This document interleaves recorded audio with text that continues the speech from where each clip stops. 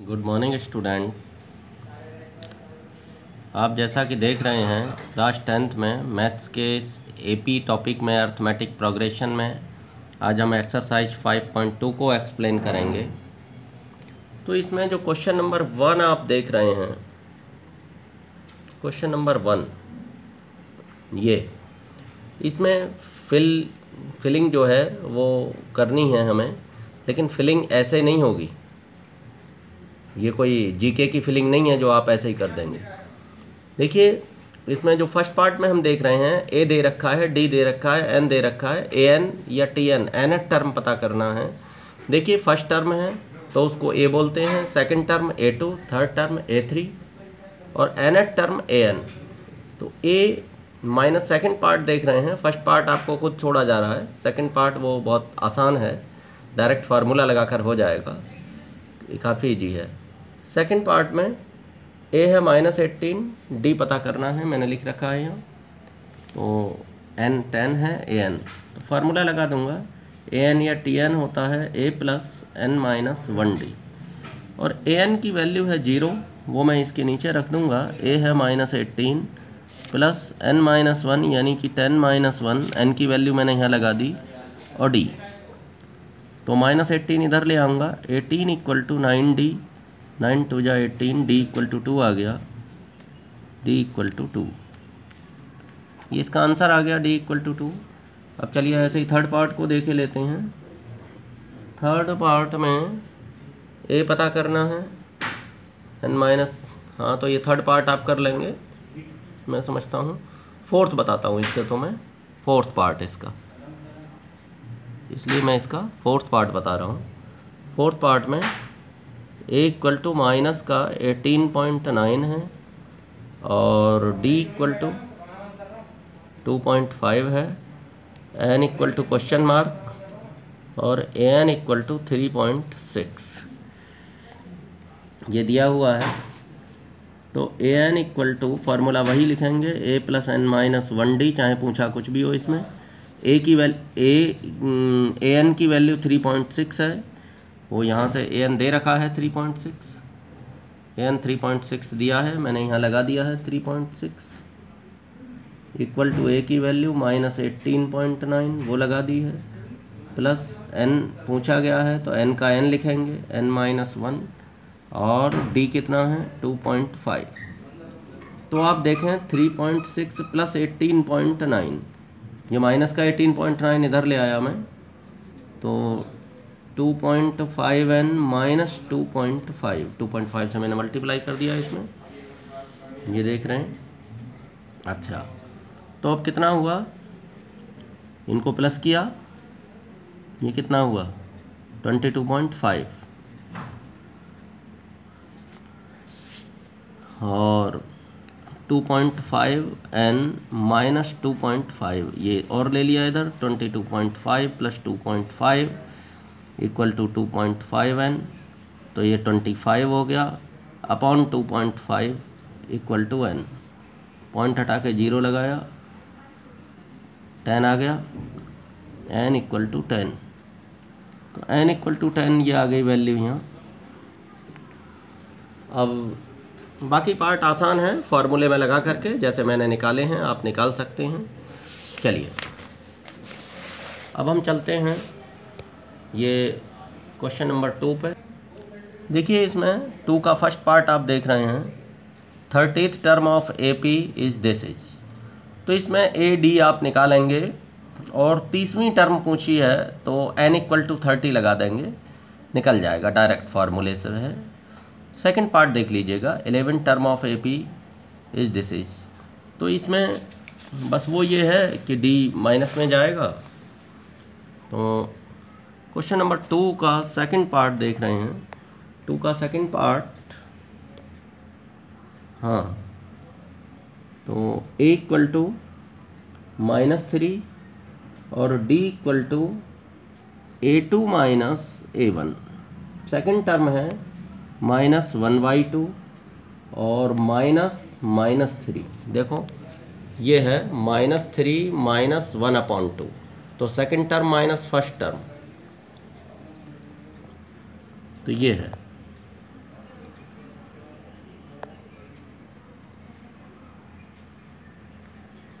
तो ये -1/2 और +3 कितना आ गया, -1/2 +3 दैट इज प्लस का ये 5/2 प्लस का आएगा 5/2 और निकालना क्या है 11th टर्म। तो देखिए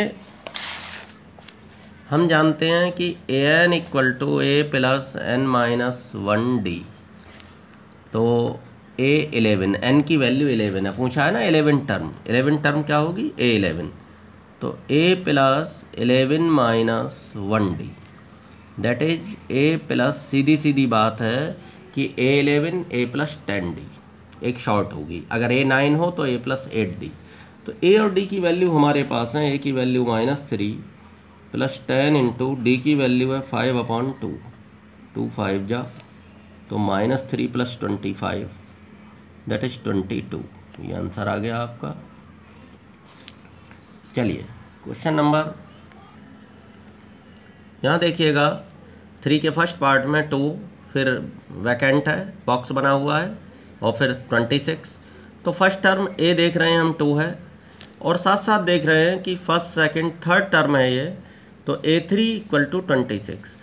a3 को जैसे अभी आपको मैंने बताया था कि a11 a + 10d just 1 short होती है, d की संख्या जस्ट 1 शॉर्ट, a11 का मतलब a + 10d, तो ऐसे ही a3 का मतलब डायरेक्ट मैं उठाए लेता हूँ इसको a + 2d, भाई फार्मूला a + n-1d होता है ना, a + 3 - 1d that is a + 2d, वो d जो जस्ट 1 शॉर्ट होगी, जो भी a3 निकाल रहे हैं तो 2d होगी, a5 निकाल रहे हैं तो यहाँ 4d होगी, ये समझने वाली बात है, = 26। अब मैं a की वैल्यू यहाँ 2 फिट करे देता हूँ, 2 + 2d = 26, या कह सकते हैं कि 2d = 26 - 2 क्या हो गया, 2d = 24, 2 से कट कर दीजिए 12, तो d = 12।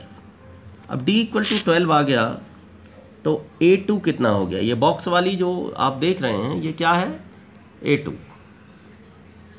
बॉक्स में क्या देख रहे हैं a2, तो a2 हो गया a + d, a + 1d, जो 2 है ना, तो मैंने कहा जस्ट 1 शॉर्ट होगी d की संख्या, a + 1d, तो a कितना है 2 और d कितना है 12 दैट इज 14, ये आंसर हो गया इसका 3 फर्स्ट। और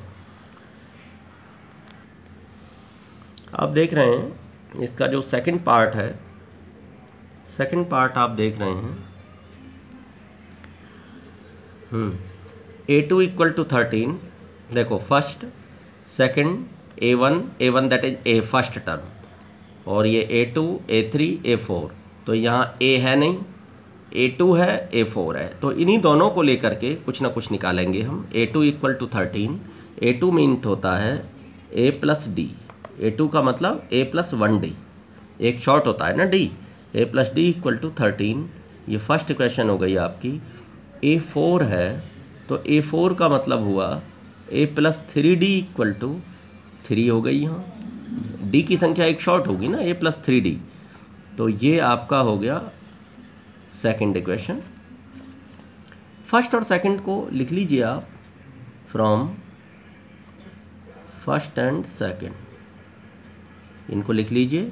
देखो a + d = 13 और a + 3d = 3, सब्ट्रैक्ट कर लीजिए, अभी निकल के आता है माइनस माइनस माइनस, a से a कैंसिल हो गया, तो -2d = 10, तो 2 5 जा 10, तो d = -5 हो गया। अब पुट d की वैल्यू फर्स्ट में पुट कर दीजिए, पुट इन फर्स्ट में पुट कर दीजिए। तो पहले तो आप इसे देख लीजिए कि जो कुछ लिखा है वो आपको क्लियर हुआ कि नहीं हुआ।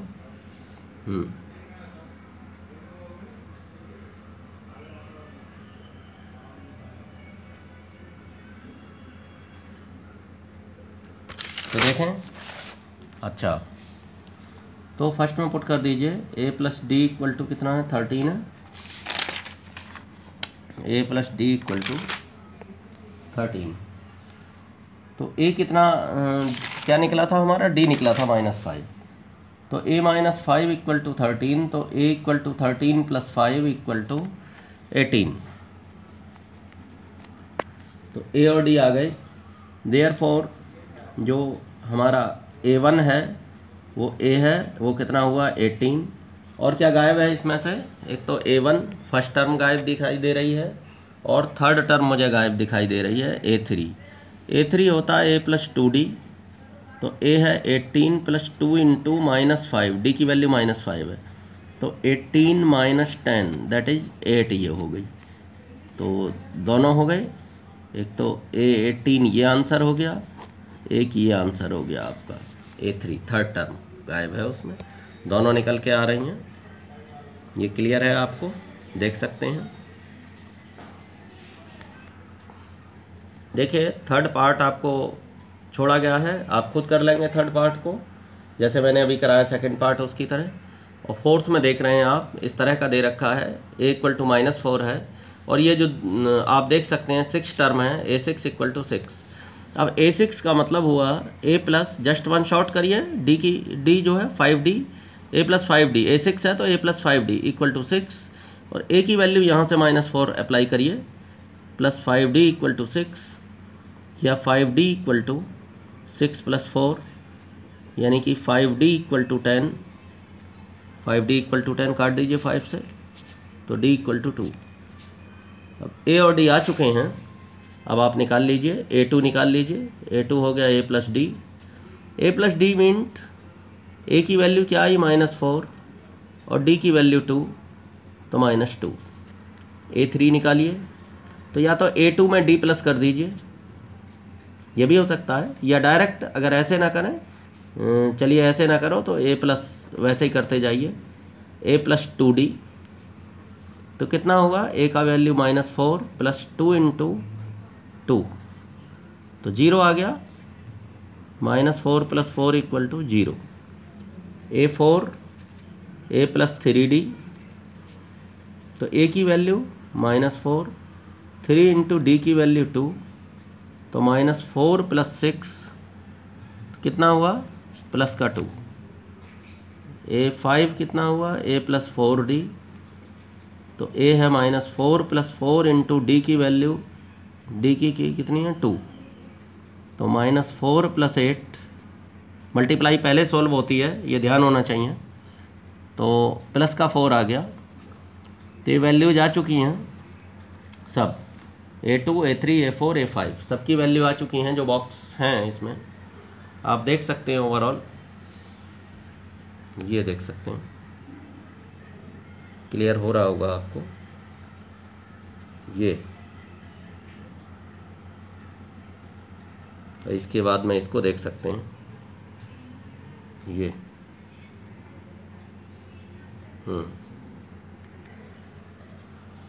देख रहे हैं। फोर्थ क्वेश्चन 3, 8, 13, 18 और 78 पूछा गया है, कौन सी टर्म 78 है, which term of this AP 78।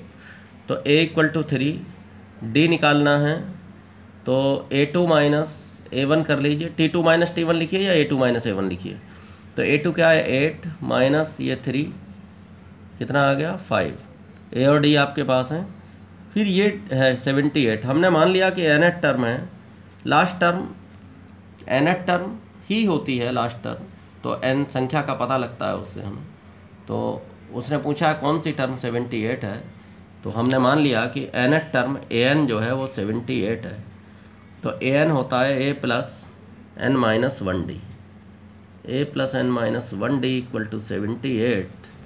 A कितना है 3 + n - 1 और D है 5 = 78।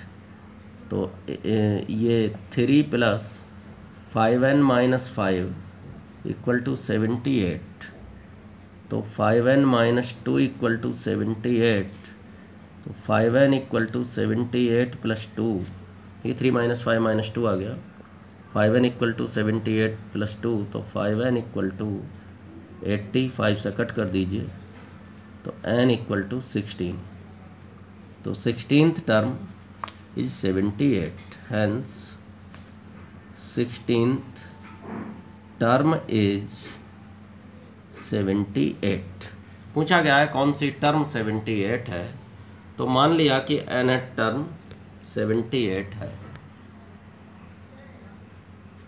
ये देख सकते हैं आप, कौन सी टर्म 78 है। मैंने मान लिया है कि nth टर्म 78 है। तो निकाल लिया an इक्वल टू 78 करके, आप देख सकते हैं इसको।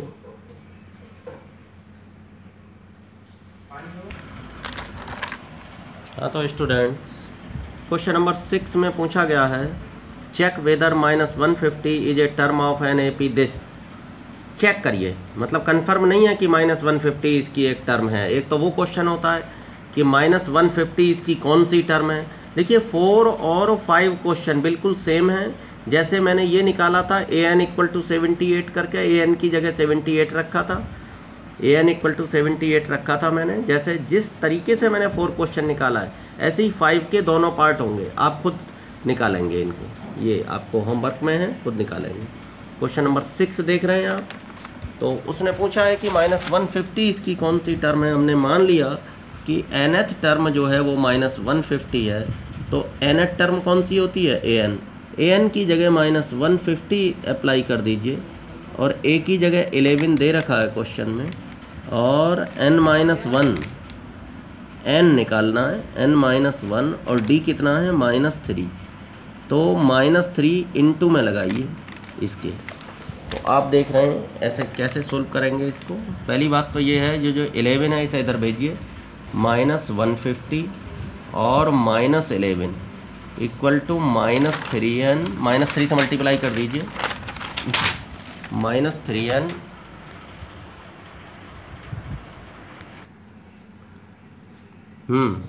तो आप देख रहे हैं -150 -11 इक्वल टू 11 तो इधर भेज दिया, तो -11 और -3 से मल्टीप्लाई करिए, -3n + 3 इसकी। तो देख रहे हैं -161 और +3 भी इधर आके -3 इक्वल टू -3n। तो -164 इक्वल टू -3n, काट दीजिए माइनस से माइनस। तो n इक्वल टू हो गया आपका 164/3। अब ये कितना आ गया, 3 5 जा 15 और 3 4 जा 12 भाई, और 2/3, 54 होल 2/3। अब ये जो है इंटीजर नहीं है, समझे, नॉट इक्वल टू इंटीजर। ये इंटीजर नहीं है n, मतलब positive integer, not equal to integer, और ये भी पॉजिटिव इंटीजर। तो इंटीजर नहीं है, फ्रैक्शन में है, तो इसलिए n ऐसा नहीं हो सकता। या तो 54वीं टर्म होगी, 54th टर्म होगी, 55th टर्म होगी, ऐसा तो हो सकती है। ऐसा नहीं हो सकता कि इस तरह की कोई टर्म हो। तो इसलिए -150 इसकी एक टर्म नहीं है। Therefore -150 is not it's a term. -150 इसकी टर्म नहीं। तो देख पा रहे हैं, कुल मिला के हमें n की वैल्यू निकालनी है, और n की वैल्यू अगर फ्रैक्शन में आ रही है, तो इसका मतलब ये है कि इसकी कोई भी टर्म नहीं है। 54th टर्म भी नहीं है, और 55th भी टर्म नहीं है, 55th नहीं है और 54th नहीं है। तो फिर कौन सी है, ये कोई टर्म होती है कि 54 होल 2/3 भाई, सीधी सीधी होगी। 50वीं टर्म, 51वीं टर्म, 52वीं टर्म, ऐसे थोड़ी होगी कि वो 50.5वीं टर्म है। तो ऐसे ही आप समझ लीजिए कि ये जो है कोई भी टर्म नहीं हो सकती, क्योंकि n की वैल्यू इंटीजर में नहीं है यहाँ पर। ये देख पा रहे हैं आप कि 31st टर्म पूछी गई है इस क्वेश्चन में 7 में, और 11 टर्म दी हुई है, 16 टर्म दी हुई है। तो 11 term A11 38, A16 73, A11 meant A + 10D, और A16 meant A + 15D 73। First और सेकंड ये दो इक्वेशन बन गई हैं, इनको हमें सोल्व करना है। तो ये देखिए, तो फ्रॉम फर्स्ट एंड सेकंड ये सोल्व करना है।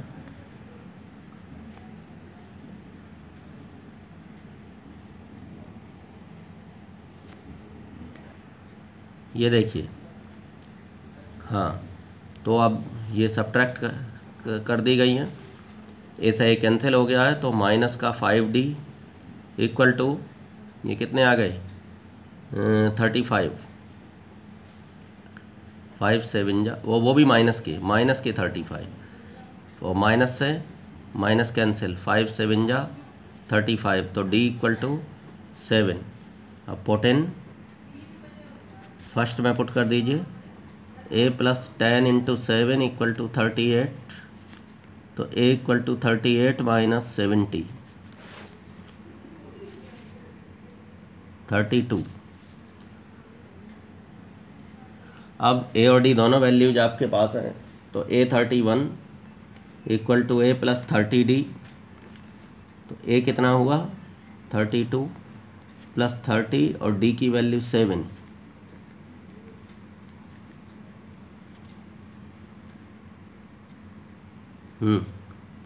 210 तो 242 ये 31st टर्म हो गई आपकी। आप देख लीजिए इसको। देखिए सबसे पहले तो हमने ये दोनों इक्वेशन सोल्व करके डी की वैल्यू निकाल ली, ऐसे ये कैंसिल करा दिया हैं, देख पा रहे हैं। और उसके बाद में क्या किया गया, ए और डी की जब वैल्यू फाइंड हो गई तो दोनों ही वैल्यू से हमने A31 निकाल लिया, A31 A प्लस 30D देख सकते हैं आप।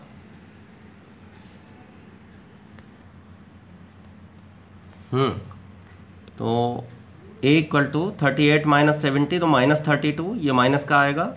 और जब ये माइनस का आएगा आप देख सकते हैं जब ये माइनस का आएगा तो माइनस 32 प्लस 210 तो ये 242 नहीं आएगा, ये आ जाएगा 178 क्योंकि ये माइनस 32 है ना, इसका इफेक्ट पड़ेगा 38 माइनस 70 ज़्यादा माइनस का तो माइनस का 32। ये देख लें आप अच्छी तरह से। 38 माइनस 70 माइनस 32 और a की वैल्यू माइनस 32 प्लस 37 जा 210 माइनस 32 प्लस 210 तो 178 आंसर आएगा इसका। ये करेक्ट कर लें तो देख सकते हैं आप। इसी तरह से आप निकाल सकते हैं क्वेश्चंस को, प्रैक्टिस कर सकते हैं। Thank you, have a nice day.